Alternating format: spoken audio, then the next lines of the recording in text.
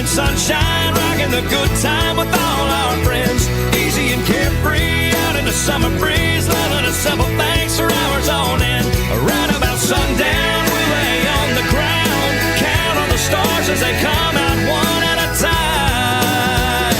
time. Ain't this a sweet life? Hey everybody, I'm X Factor winner Tate Stevens, and welcome to the Sweet Life Podcast, where we talk about everything from music, sports, food, entertainment, and, well, just living the sweet life.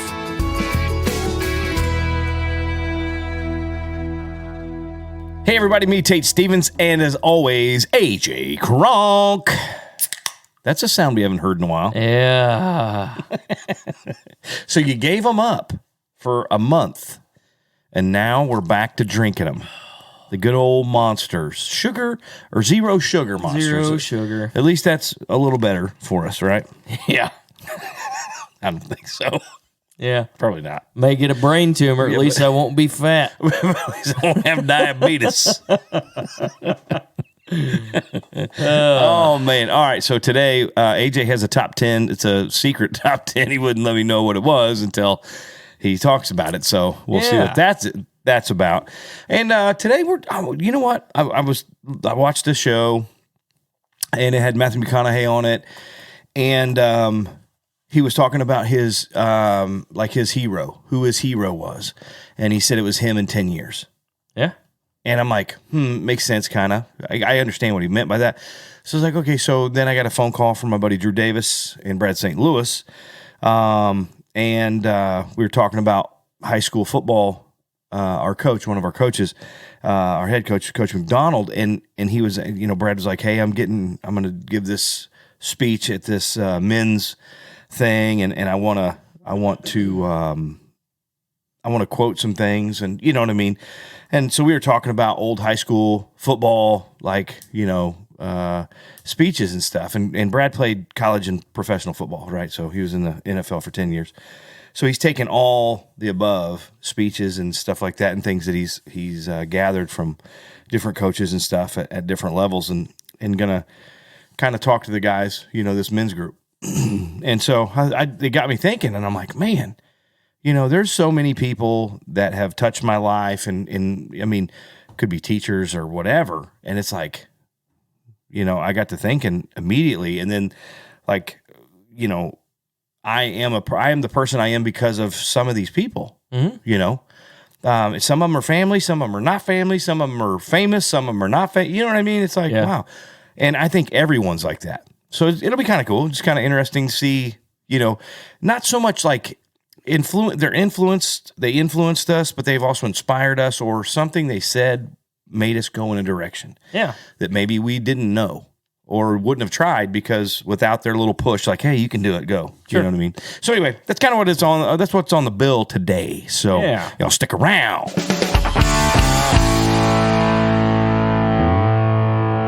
So I get a text message from AJ.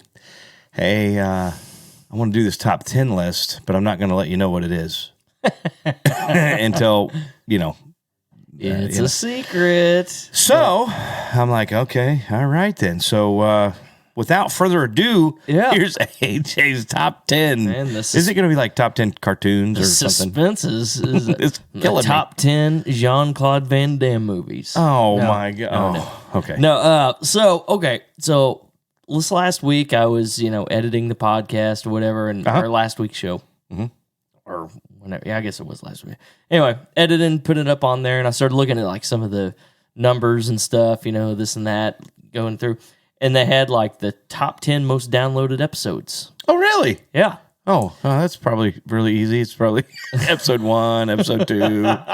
Okay. So, all right, I need to record like a little top 10. Yeah, top 10. Yeah. Or whatever. Yeah. So, number 10. Most downloaded episode. All right. Number 10 is we had a season 2 recap, which I don't remember what all was on that. I don't even remember. Yeah. It's everything on season 2. A year ago. Yeah. Had to be. Oh, yeah.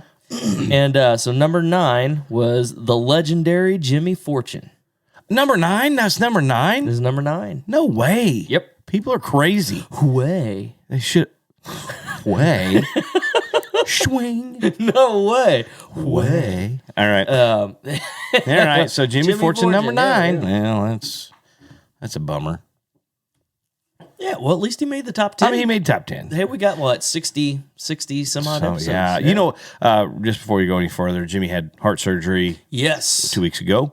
Week and a half ago, 2 weeks ago, whatever it was, and doing good. Yeah, he looks like he's on the mend. He posted a video. Yeah. Yeah. So anyway, that's awesome. Yeah. And one of my favorite episodes. Okay. Number, let's see, 10, 9, 8. The 8th. It's, Hey, They Call Me the Fireman with the Peculiar Fire Department. Hey, that's good, Dude, man. That's awesome. Cracked me up when what's his name starts talking about everybody doing Tybo and oh, so good. So that's episode 10. So feel free to go dig through the archives to see those. Pretty cool.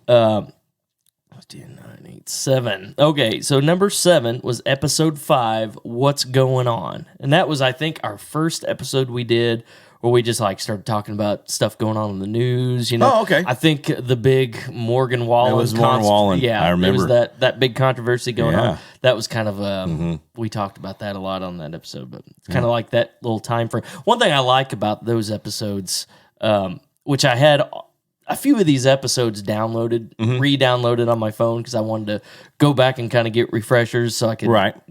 But I just never had the chance. But one thing I do like about those episodes is you can kind of go back and they're like a stamp in time. You know? Yeah. You can 100%. listen to it and be like, oh, yeah. Yeah. I remember when Morgan Wallen went on a weird little doorbell camera tirade and you know, whatever. Yeah. And other things. Let's see. And then next is, 10, 9, 8, 7, 6. Number 6 was episode 48, which was What's on Your Bucket List? Oh, the bucket list one. That's a good one. That's so a we good talked one. about stuff that was on our bucket list. And we probably, I don't know, I remember we called anybody to. Oh, I don't know. Yeah, Probably. Probably. Who knows? Number 5.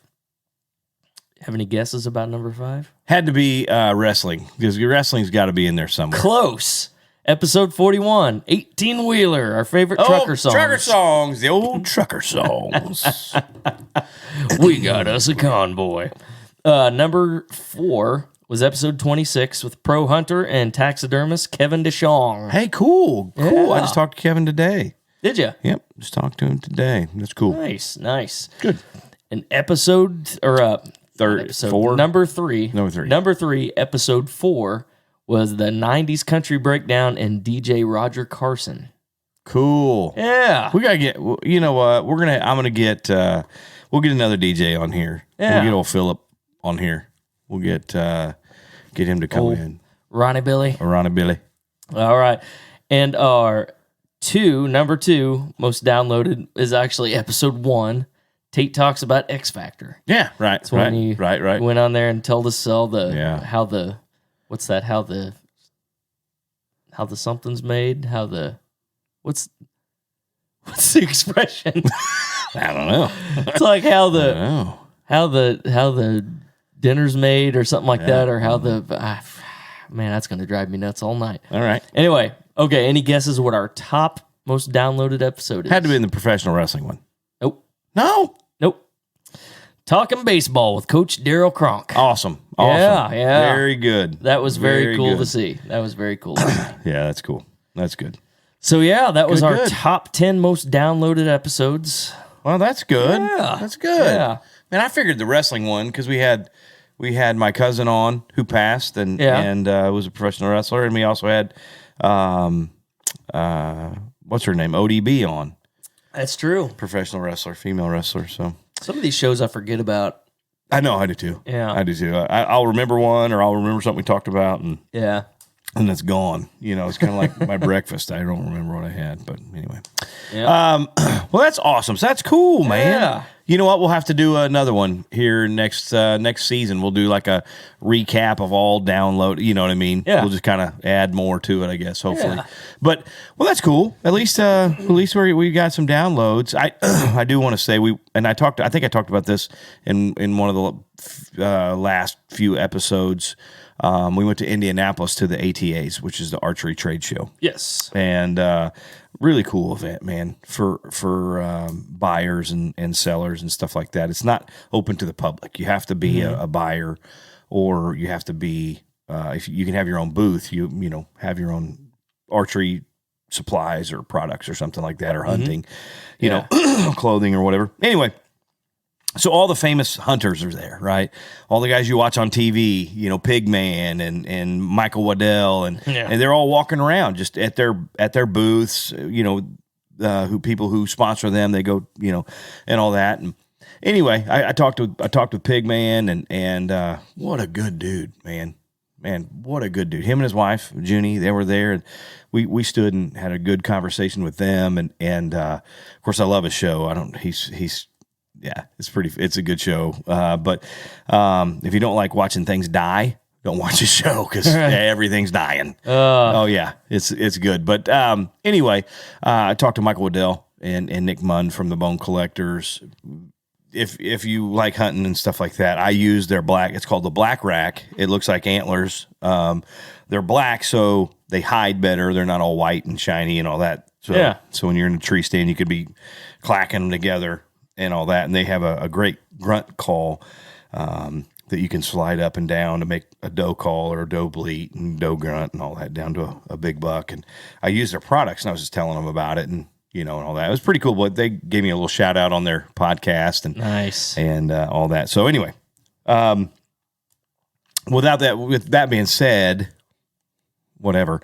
I don't remember where I was going. Don't remember where I was going with that, but we just kind of there we go. Shiny things. That's what happens. That's what happens. Yeah. But anyway, so the top 10 list in podcasting and all that, right? So hopefully, we can, you know, in a year or so, we can go back and say, hey, here's the next, here's top 20 list of all the best downloaded or the most downloaded things.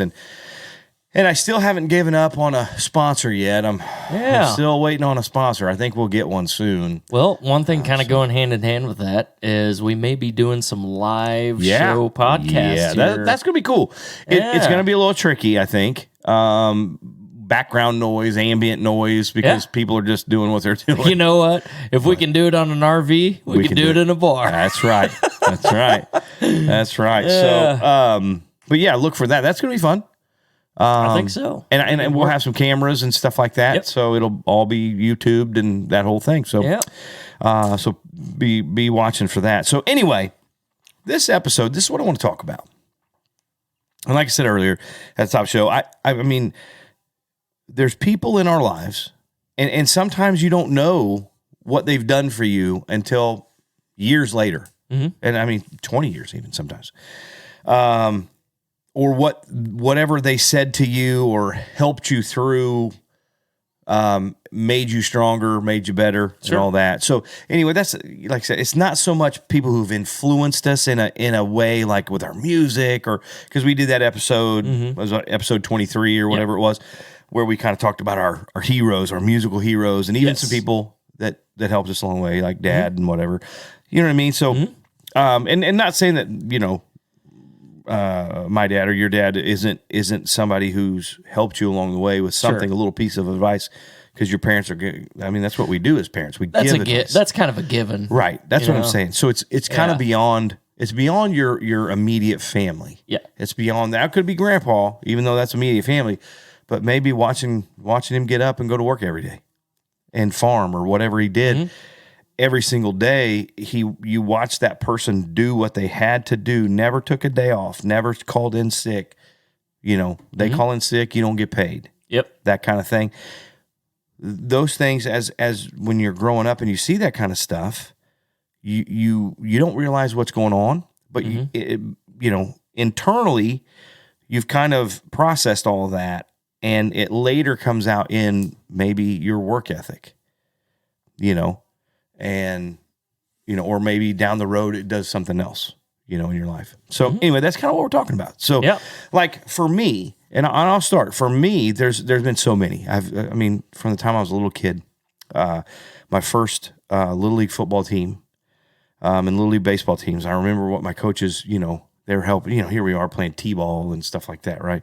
And there was no flag football back then. It was tackle. We were kindergartners, first graders playing tackle football, Right. And I remember my coaches back then, they were 3 guys from the Navy. I do not remember their names.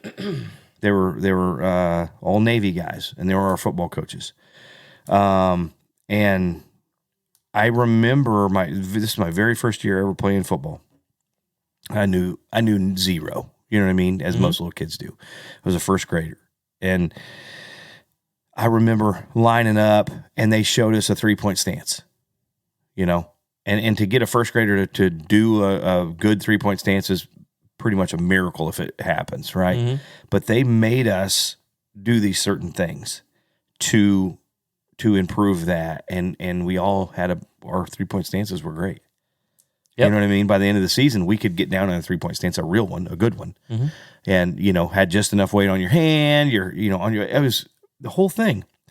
I remember those guys, and I remember those the little things they would say and show you, and then it went on. That carried me through my whole football, all the way through high school. You know what I mean? And it was weird. I didn't know what they were doing then. I just like, this sucks sitting here for, it felt like an hour in the 3-point stance, getting it right kind of thing. But that's all we worked on. We had like 5 plays. We ran 5 plays. 5 to the right and 5 to the left. Same plays. Just going this way and going that way. That's it. But we ran them perfectly. Like, that was our thing. We ran them correctly every time. Mm-hmm. So, then moving forward and like, so those guys, but, then in my, what do they call them? Your formative years, right? Your teenage, early teens, preteens to high school. I have so many great coaches. I was very blessed to have coaches in my life, wrestling coaches and football coaches in my life that were really, they're really good motivators for kids, and I think it takes a great motivator for kids. Let me rephrase that. You have to be a great motivator to work with kids. Yeah. I was an average, like a very, very average athlete, right? I wasn't the fastest guy. I wasn't the slowest, but I wasn't the fastest. I wasn't the biggest, it was, what I mean? It was like, I had all those things. But like Coach Davis, Jeff Davis, was my football and wrestling coach all through high school. Probably the absolute best motivator of kids I've ever seen. He took a kid like me, a very average athlete, made me believe I was a really, really great athlete. Made me believe it. Made me believe I was a really, really good wrestler. Mm-hmm. And I was a mediocre wrestler. Qualified for state twice. I was okay, but that was it. I was just okay. I won matches I should have never won because I believed what he said. Mm-hmm. You know what I mean? Yeah. Then, we had Coach Royce Bain, one of my wrestling coaches and football coaches in high school. Went on to have a great high school football career at Lee Summit West, won state titles and stuff like that. Really, really good coach, and I love him to death. He's a dear friend still, and all these coaches of mine are still good friends. But I remember Coach Bain, a younger guy then, when I was in high school, he was fresh out of college for the most part, just a few years out of college, played college football and stuff like that. So he was teaching us stuff, and he was a really good motivator of kids, but we were like his buddy too. Like he could be, Coach Bain was like your buddy if you had an issue. Yeah. Like, hey, he'd be like, what's wrong, man? Whatever. Oh man, you all right? You need to talk about it? No, I'll be all right. All right, if you need me, just let me know. He was that guy. He was that coach, right?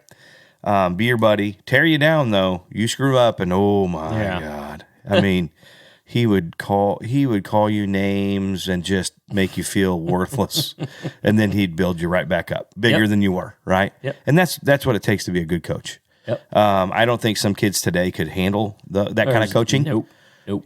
My son's a high school football coach, and I watch him coach, and I coached him that way when he was a little kid. Yeah, because that's how I was coached, and he got coached that way in high school, and he got coached that way in college. So now when he's coaching these kids, he's just like, all right, guys. He's like, yeah, you can see it. You can see the wheels, just like the smoke pouring out of his ears. And then he has to, handle it with kid gloves kind of. And nowadays kids would be running around looking for their safe spot. Oh, I know. No, 100%. That is true. No, it's not. Here's the thing. And maybe the generation before us, a couple generations before us, they were hard-nosed dudes, and maybe they thought we were the weak. Oh, look at these poor pansies. You know what I mean? Yeah. That kind of thing. But man, I look at the kids today. Not all kids. I'm not. I don't want to be. Everybody's like, you're hating on kids. No, I'm just the majority of them. Yeah. I'm just being honest. They're weak-minded. Yep. You get on them and they're like, hey, whoa. I feel unsafe. I don't feel good. That kind of thing. So whatever. But you can't coach them like we were coached.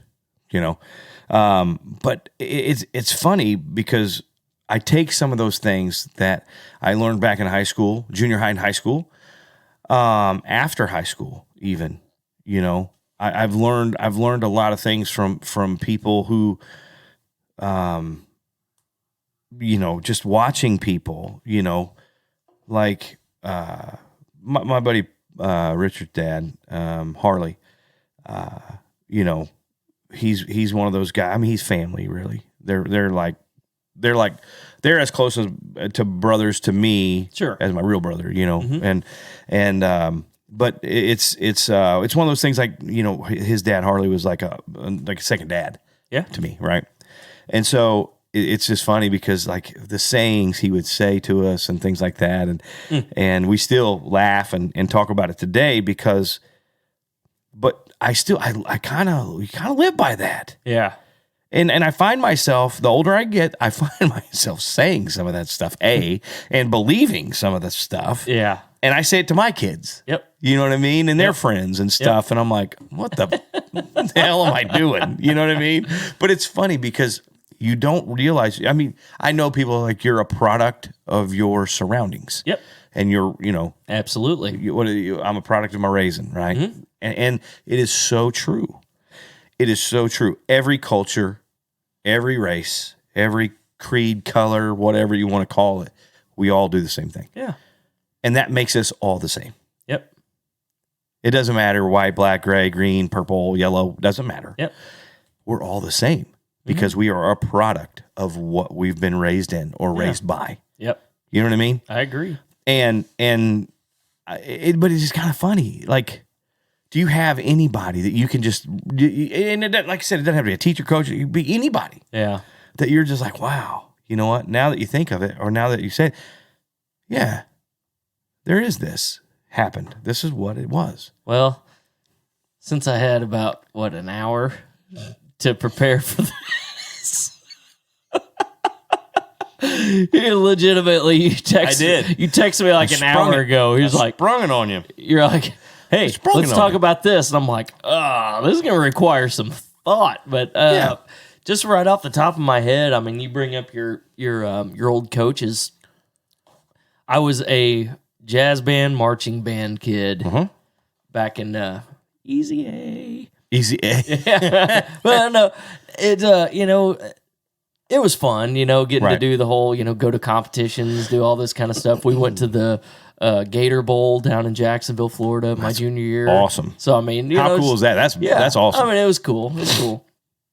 But that was our last year with my favorite teacher, Mr. Roberts. He was a band director down there for eons. In Harrisonville, Missouri. Yep. And just like the little, the new generation of kids coming in, the little snowflakers. Parents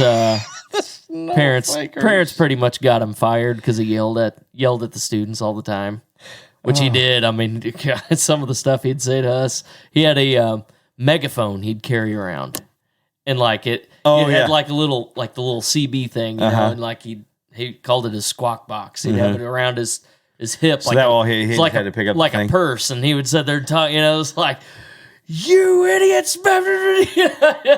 When we were, out of step or whatever, marching in the straight lines, he wanted, because he used to be in the military, right? So everything was crisp, lines, Yep. straight lines, this and that. Everybody left, right, left, all at the same time. And of course, there'd be some dopey kids out there, doing right, left, right, and it's just like no. Yeah. Oh yeah, yeah. But kids get yelled at, and stuff he used to say to us was just looking back on it, it's just like, dude, can't say that now. But we needed it, it was one of 100%. those things, as 100%. kids, you got to have that iron hammer coming down on you every once in a while. Yeah, absolutely. But he was absolutely my favorite teacher. Yeah, By the end of my school tenure, yeah. he was my favorite one. Yeah. And like he probably said things or did things he not even probably meaning to some of the time that you find yourself thinking about or doing today, and you're like, oh man, it came from that. Yeah, it had to have. You know what I mean? Yep. It's all the time, and everybody's the same. It doesn't matter what kind of work you do. Yep. It doesn't matter what you know what I mean? It doesn't matter, male, female, it doesn't matter.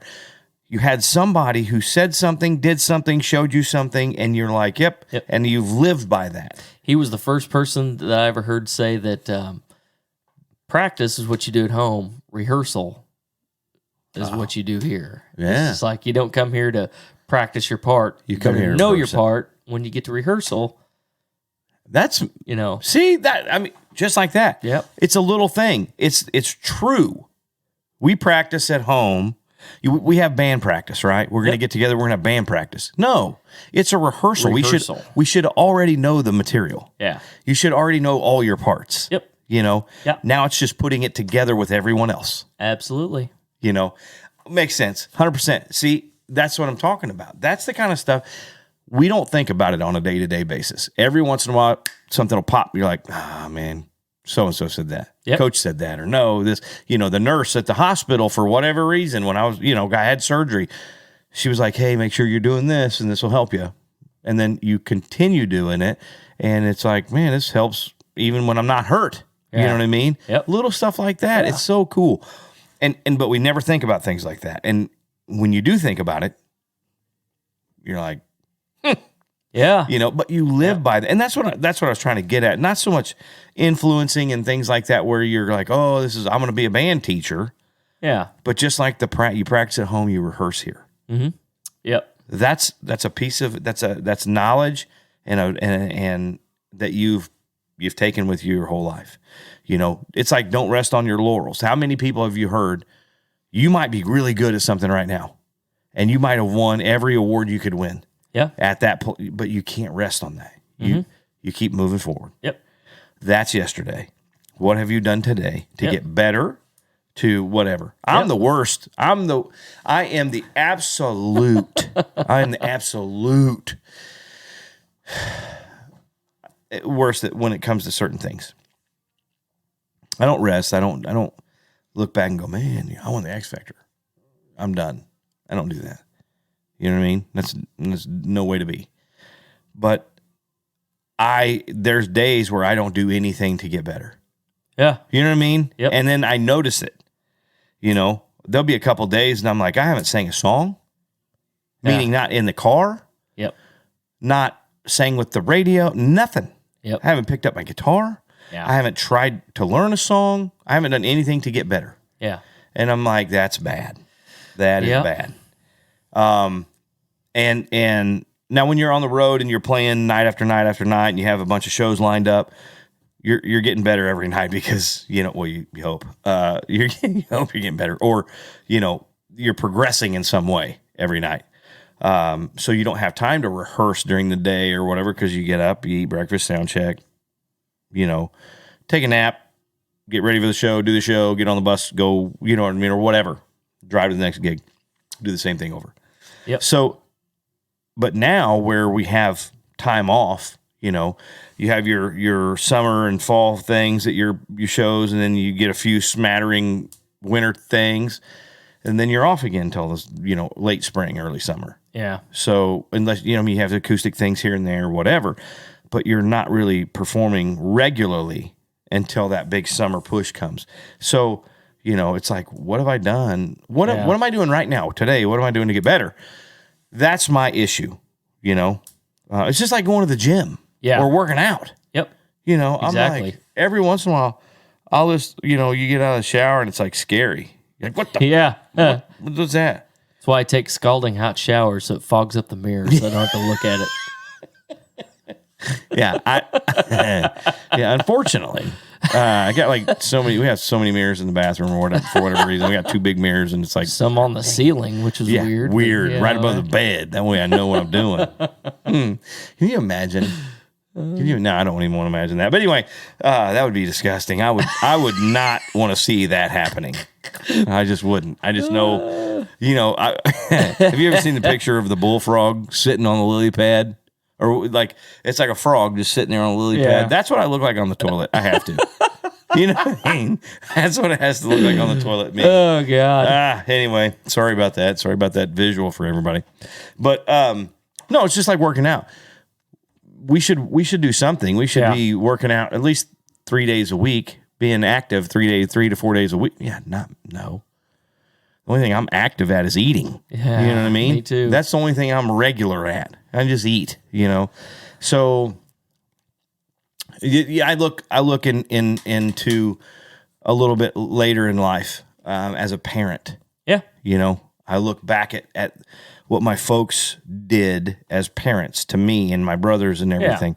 And I'm like, oh, there were some things that I saw that they did that I'm like, I won't do that with my kids. And I haven't. You know, but then there's some things that I'm like, oh, kids need that. Yeah. You know what I mean? And there were some things that they did that, you know, you as a parent, you know, when you're raising your kids, you're like, man, my parents did this way. My kids aren't like me. Different minded kids. So I need to shift my way of thinking and the way I was taught to maybe match them a little better. Mm-hmm. Sometimes it works. Sometimes you're just like, nope, that's another fail for me as a parent. You know what I mean? You're like, damn it. Raising kids that's the hardest thing. That's the hardest job we have. Mm-hmm. I think so. I could be wrong, but I think raising children are the hardest thing. That's the hardest job I've ever had, because you want your kids to be like successful, more successful than you are. Yep. But you want them to be good people and good citizens and you know what I mean? Treat people with kindness and respect and everything like that. And you want them to do their part in society. Yeah. And sometimes I'm like, oh my God. Yep. You know, you're like, where did I go wrong? Yeah. Was it, you know, rewarding them for this, or did I not reward them enough for this, or, you know, that kind of thing. And they think they have it all figured out. Oh, well, yeah, that's just the age of kids. I did. Yeah. I knew my parents knew nothing when I was in high school. I'm like, you guys are the dumbest people I know. I mean, check me out. I know everything right now. You know what I mean? And my kids did, you know, but it's weird because, you know, like I said, you are a product of your environment. You're a product of what happened around you, to you, whatever. Right, wrong, or indifferent, you're a product of that. And you rise above a lot of those things to pull yourself up. You know, it's like pull yourself up from the bootstraps, that kind of thing, and be better. Just be better, right? Sure. One of Hayden's favorite sayings is be better. We'll be doing something. We'll be fishing or something, and I'll screw something up, and he'll just look at me and go, be better. You know what I mean? Just be better, Dad. And I'm like, shut up. Oh, boy. Anyway, so what you drinking there, by the way? This is zero sugar ginger ale. Oh, it sounds awful. It is. It's not very good. We bought the wrong stuff. So you don't want it to go to waste. Yeah, I mean, I was like, no, I'll just drink it. So anyway, there's some other things in my life. Obviously, professionally, there's some things that have happened in my life that I can look back and go, man, L.A. Reid gave me some really good advice when I was on the X Factor. Yeah. I really liked L.A. I really liked him. He was really good to me. And he was more like a friend than anything. You know, we talk kind of, you know, how's the family? Is everybody good? You know, how's kids doing, wife doing, you know, whatever. He was more vested into my life than just, okay, Tate, you're just coming in now. Okay, hey, Tate, real fake stuff. He was more vested than that. Mm-hmm. And we were having a conversation. It was kind of funny. We were in the car. There's so many weird little stories, but we were in the car going to have a beer together. He doesn't really drink that much beer anyway. And we were going to a little bar to have a beer together and talk about everything, right? Air quotes, beer. Beer, yeah. I was drinking beer. Don't give me. I was like, yeah, I'd have 4 or 5 of those before I go. But anyway, we pull up at this it was a little swank bar thing in a fancy, like the Beverly Hills Hotel kind of place. Yeah. You know what I mean? It was weird. And I go in, and here I am, cowboy hat, and everybody's staring at me like, what? And of course, now you have cameras and lights and different things in there. Yeah. And they're making people move out of the way for a minute. We were in there for like 20 minutes, right? So to do this little vignette or whatever they call it. So anyway, and I'm asking him, and we're just on the way over there. We're in the car talking, and we don't have microphones on or anything like that. And we're talking, and it's just real talk. And we talked about all kinds of stuff on the way. We had like a 25-minute drive. But he did tell me something. He said he was like, "Don't fry bacon naked." Don't do that. Hurts. But he did say something, and I it made sense, but it's still odd to me. I'm very confident in what I do when I'm performing. I'm pretty confident in my ability to perform, but it's always like I can do better. I always want to do better, and I always want to be better and all that. But he told me something. He said, look at any superstar, any star. Yeah. And that's actors or musicians or anybody that's really super successful. They do not have they do not have a confidence issue. Yeah. They're all very confident. Yep. Makes sense. And I'm like, yeah, I guess I see that. And he said, so if you want to be a superstar, you have to have that confidence. You have to know I am a superstar. Yep. I have, not arrogance, it's confidence, right? Yep. So but it took me a minute, and I look back and I'm like, man, I thought I was pretty confident. Yeah. You know, I used to think, I thought maybe I wasn't. Maybe something, because not only he said it, but Simon said it, and they were all like, man, you need more confidence. You need to be confident. You need to carry that, because you just don't. And I'm like, oh, okay. You know what I mean? But it made sense, to be confident in what you do. Yeah. And I've kind of, trying, I guess. I guess there, that's take your shirt off. Yeah. Do your thing. Yeah, no, I'd never do that. Anyway, so get up there, pull your pants down, just have fun. But you know what I mean? So that's something, just that guy, L.A. Reid, just saying something that now I try to make sure I exude that when, not arrogance or cockiness or anything like that, but just confident, like, hey, this is what I do. And whatever. It is what it is, I guess, right? Very cool. So yeah, it's pretty cool, right? I was thinking about something here, and I'm gonna try. I don't know. He might be in bed. I'm gonna call Hayden. Wasn't he just downstairs? Hayden? No, that's Braden, my nephew. Oh, I wasn't paying that close attention. Both long hairs. Yeah. They all look alike. They all look alike with the long hairs. All them hippies. All those hippie type freaks. All right, let's see if this works. If he answers the phone. He might already be in bed. Hello? Surprise! You're on a podcast. Hey, dude. Dude. Hey, I just have a question. For you. What? Okay, so we've been talking. AJ and I have been talking about things, or not things, people who have not so much influenced, but have maybe shown you something, not by so much like, hey, get down, and do this. This is what you do. But like maybe you've watched somebody go to work every day, not call in sick, not take a day off because they knew, which helped you with your work ethic or, help drive that thing, or, you know what I'm talking about? Like people who've kind of inspired you to do something, and it doesn't have to be a famous person or a family member or anything like that. Maybe it could be anybody. It could be a teacher, coach. It could be, whatever, a doctor that you talk to about a certain thing, that has kind of made you like a little bit how you are, or something that when you do something, you think of them immediately and go, this is what they told me to do. And it's worked pretty much my whole life. You know what I mean? Obviously your parents are kind of a given, in that scenario. Yeah, I was just going to say in what aspects in life as any being aspect, a man or career, or everything, anything, because we are a product of our environment. We are a product of our raising. We are a product of the people we're surrounded with on a daily basis. You know what I mean? And this is what AJ and I were talking about.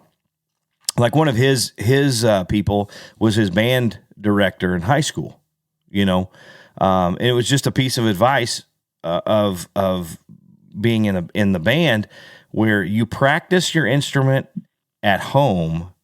When you get here, we actually rehearse it with everybody. So if that makes any sense to you, it's like you practice on your own at home. You don't come to band, and you come to band rehearsal. You don't come to band practice. You practiced all your parts at home. You know the material. You come here to rehearse it with everybody else. Yeah. Does that make sense?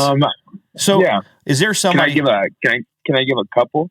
Yeah. I mean, you can give a couple. I'm just, because we were talking about it, and we were talking about like some of my football coaches and wrestling coaches in high school, and little things, how they basically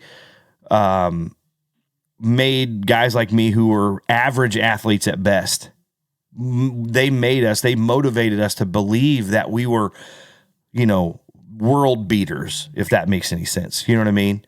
And I've kind of carried those value things and those things in life my whole life. If that makes any sense. Yeah. But anyway, so go ahead. I'm probably going to list. I'm going to list three. Number one, I'm going to say this was a long, long time ago when I was a kid. I will never forget. Not that me and this individual were extremely close, but I'll never forget what he told me. And it was one time, Brad St. Louis, one of your friends from. Yeah. One of your best friends growing up. I'll never forget. There was one time he came home and they were off, and obviously he was playing for the Cincinnati Bengals. And I was so young. I don't know what age I was, but I remember him going, drop down and give me 50 push-ups and 50 sit-ups or something like that right now. Mm-hmm. Do it. Yep. And I just kind of laughed it off because I couldn't do it. I couldn't do stuff like that. And the thing that taught me right there in that moment is the kind of dedication and intrinsic motivation you have to be successful really in anything you wanted to do. And in that time in my life, it was obviously to be an athlete and that kind of stuff. And it takes a lot of work that people don't see a lot of the time out of, the spotlight to actually get there. And so there's one. And then number two, another time when I was younger, Coach McDonald, who's still kind of run into to this day. Yep. I'll never forget at another football camp.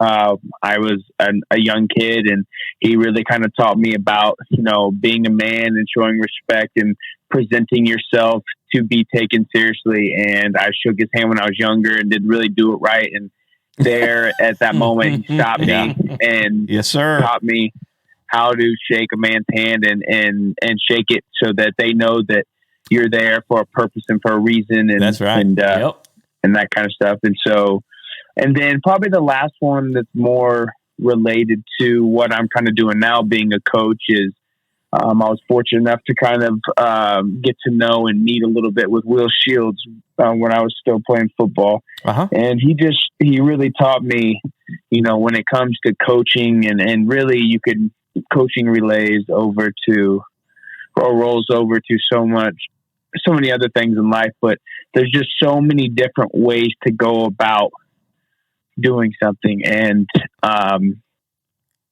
the more you put your head down and study, there's so many different ways to get to the same point. And just little things like when he was teaching me blocking, that he had just sat down and just created himself, that he had figured out what worked to give him an edge and that different kind of stuff. And that's really helped me just as a coach now at the high school level, translating from, kind of that college vocabulary, being able to take individuals and teach and coach them in different ways of what works for them and how to work with a bunch of individuals and put all five together, because I coach offensive line, to be successful. So just, there's so many different ways to be great at something, and it doesn't always have to be the norm. And so those are just the first three that popped into my head. Yeah, see, but like I said, that's what we were talking about. That's kind of what this whole conversation's been.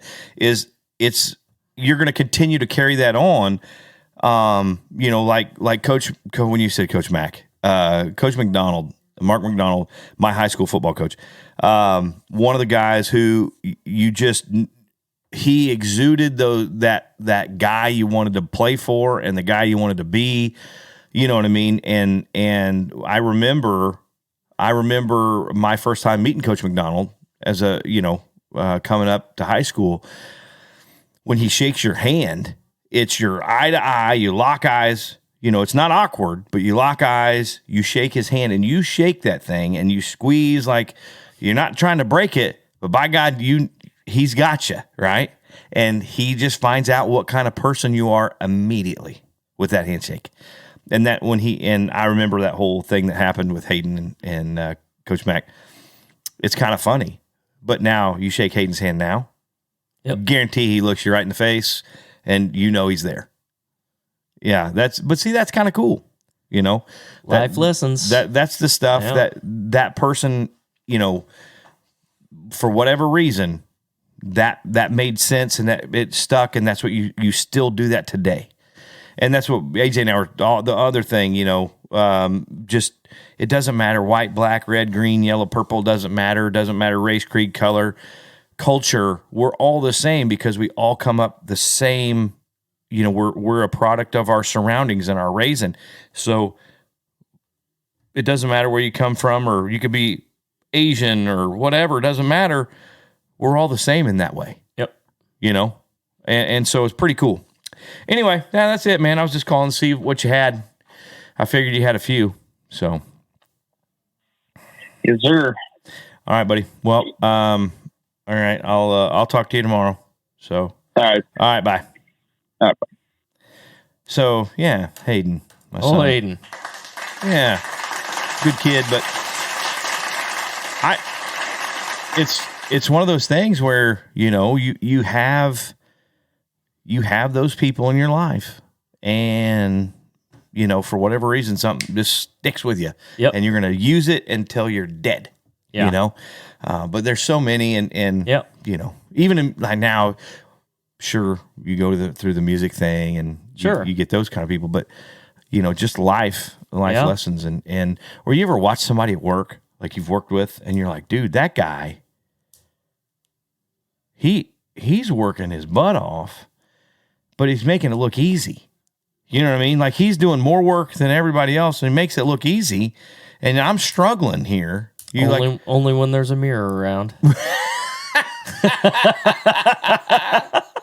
I am so good at what I do. But you know what I mean? Like, I've been at work, and I'm like, man, I'm over here struggling. You know? Oh, yeah. And it's just like, what are you doing differently? And how come you're so much farther ahead of me? We're doing the same thing. And it's like, whoa, you learn. It's just like, I don't know. Yeah. Anyway. So, I don't know. That's pretty cool, right? Yeah. It's a good one. I know it started a little weird, maybe, but wonky, but. Yeah. You just never, go one little thing that I forgot I was going to mention this. One thing that my band director, he kind of taught me. He told me that hookers don't fart. Did you know that? No. I'm serious. No. They let out prostitutes. Dead jokes. Dead jokes. Dead jokes. Dead jokes.